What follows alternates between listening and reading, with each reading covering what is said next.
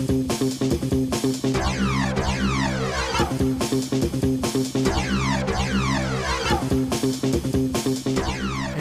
Johnny Two-Face here, back with another reaction video.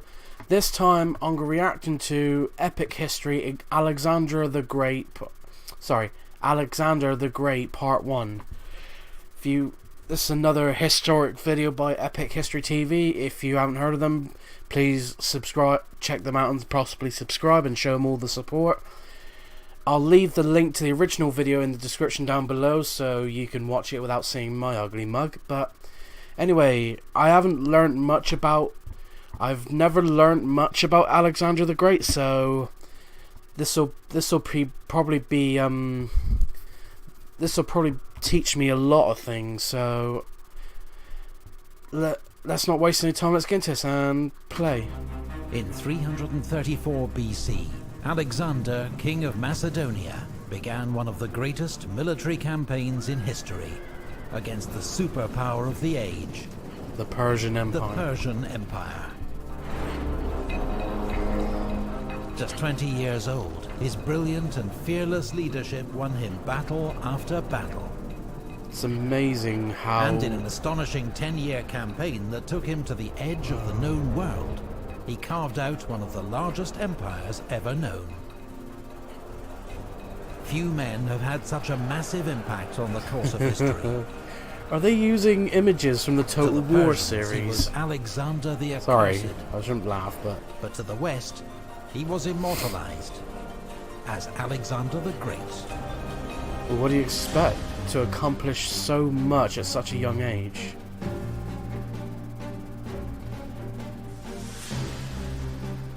Ancient Greece. From around 500 BC, this rugged land was the scene of remarkable developments in art, philosophy, and warfare. Yeah. Is that a Spartan hoplite? Its two greatest city-states were Athens, a naval power where democracy, art, drama, and philosophy flourished, and Sparta, an austere, militaristic society famed for its formidable army. Yep. In 480 BC, these two city-states had joined forces to fight an invasion by the mighty Persian Empire. At the narrow pass of Thermopylae, a small Greek force led by 300 Spartans held up the enormous Persian army for 3 days before they were finally it was impressive and killed. Then, in the Straits of Salamis, the Greek fleet defeated the Persian navy. But they couldn't prevent the Persians burning the sacred temples of the Athenian Acropolis. The next year at Plataea, the Greeks won a decisive land battle against the Persians and forced them to abandon their invasion. Wow, impressive. The next 50 years were the golden age of classical Greece. But rising tension between Athens and Sparta I was wondering when they're going to talk about eventually led to war, dragging the Greek world Peloponnesian into decades of destructive fighting. Wars between the Greek city-states continued for almost a century, leaving them exhausted and vulnerable to a new rising power to the north. For centuries, sophisticated Greeks had viewed the mountainous kingdom of Macedonia as a backwater, Hicksville, barely Greek at all. But under King Philip II, Macedonia emerged as a formidable military force. His most famous reform? The introduction of the sarissa, an 18-foot pike, twice the length of a normal Greek spear, and wielded by trained infantry, fighting in close formation, known as a phalanx. Ah, that's where the term phalanx comes from.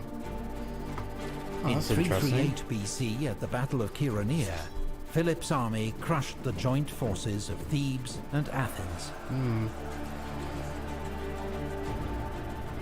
Through alliance and conquest, Philip had already gained control over most of his neighbours.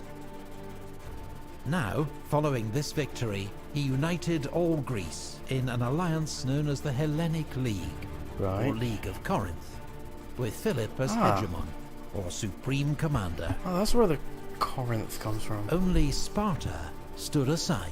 Yeah, I suppose that was... Philip began to plan a great campaign. I suppose Sparta was more than a handful, knowing their reputation. The Persian Empire. Their old foe was now an ailing superpower, its great riches ripe for the taking. Persian Empire was one of the richest. But on the eve of launching his war, Philip was assassinated by his own bodyguard. Wow. Victim of Macedonia's brutal court rivalries. He was succeeded by his 20-year-old son, Alexander. Brilliant, restless, tutored by the great philosopher Aristotle, and already an experienced military commander. That's interesting. Alexander inherited his father's grand plan to invade Persia, but first he had to secure his own position as king. Suppose that's not an easy feat. At home, he had potential rivals executed, then crushed rebellions in Illyria, Thessaly, and central Greece. He made a special example of Thebes, completely destroying the ancient city and selling its people into slavery. Jeez. In the spring of 334 BC, now ready to launch his war against the Persian Empire, Alexander led his army across the Hellespont into Asia Minor. It was the start of one of the greatest military campaigns in history. It's interesting. The Macedonian army. Alexander's army was about 40,000 strong, drawn from all parts of Greece. The infantry were commanded by the veteran Macedonian general Parmenion. In the front rank, 9,000 Macedonian phalangites, armed with the 18-foot sarissa. These were professional soldiers, well-trained and drilled, who formed up for battle in the phalanx, 16 ranks deep. This packed formation presented a solid wall of iron spear tips and was virtually unstoppable. But it was also difficult to maneuver and highly vulnerable to attacks on its flanks. And by the looks of it, or rear. overhead arrow fire by the looks of it. 3,000 elite infantry, the hypaspists, or shield bearers, armed with shorter spears, guarded its flanks.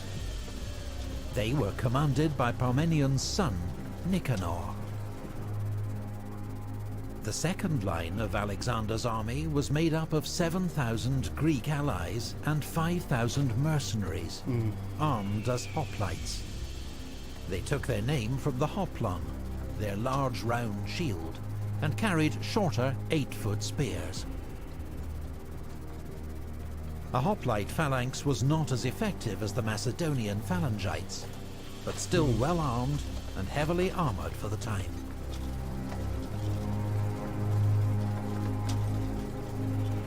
The Agrianes were the army's elite skirmishers, expert javelin throwers from what's now southern Bulgaria.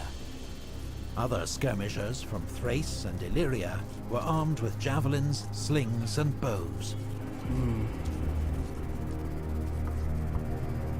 The shock troops of Alexander's army were the companion cavalry, 1,800 elite horsemen, armed with spear and sword, commanded by Philotas, another son of Parmenion.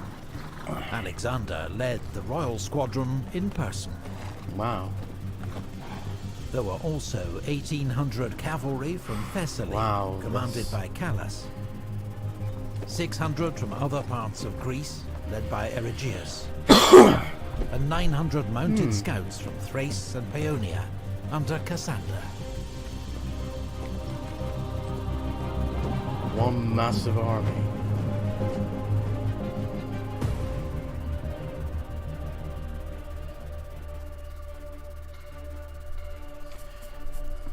The great Persian Empire was divided into provinces, called satrapies. Satrapies. Each satrapy was ruled by a governor, or satrap. Satrap.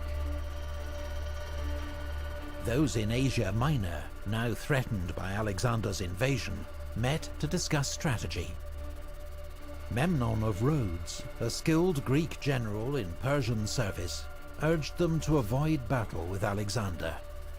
Instead, he advised them to use a scorched earth strategy, to burn villages and crops and withdraw to the interior. Alexander's army, he promised, would quickly starve. It was good advice, but the satraps were unwilling to lay waste to their own provinces without a fight. Pride. So they decided to face Alexander's army at the river Granicus. Wow.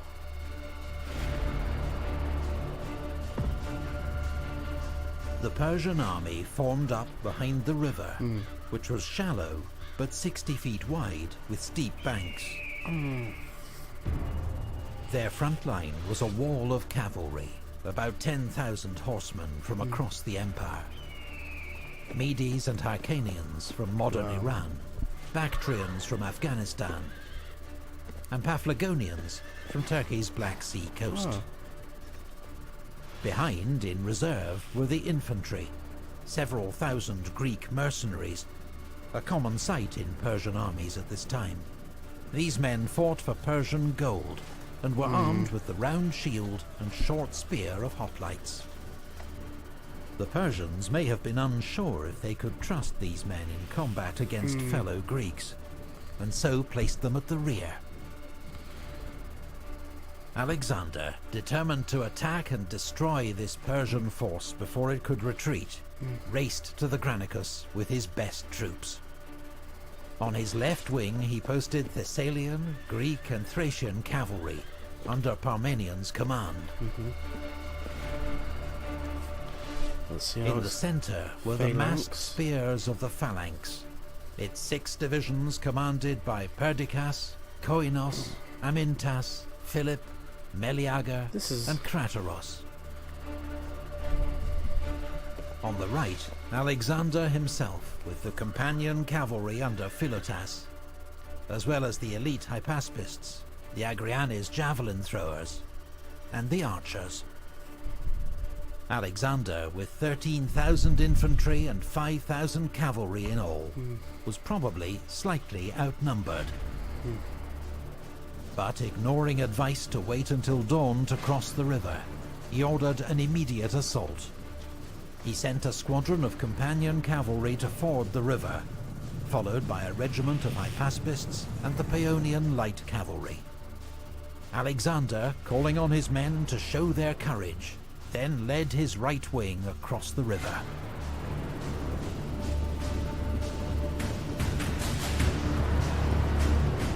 As they reached the middle of the river, the Greeks came under a hail of javelins, darts and arrows from the Persian line.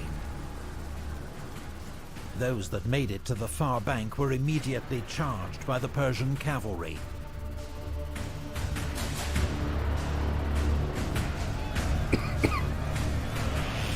Alexander was in the thick of the fighting. He attacked where the whole mass of their cavalry and leaders were stationed.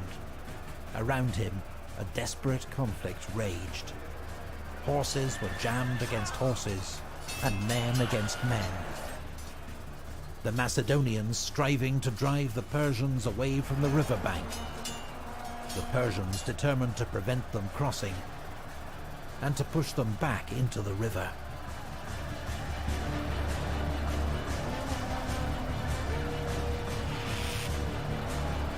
Alexander's attack seemed reckless, but he was buying time for the rest of his army to cross the river, including the irresistible Macedonian phalanx.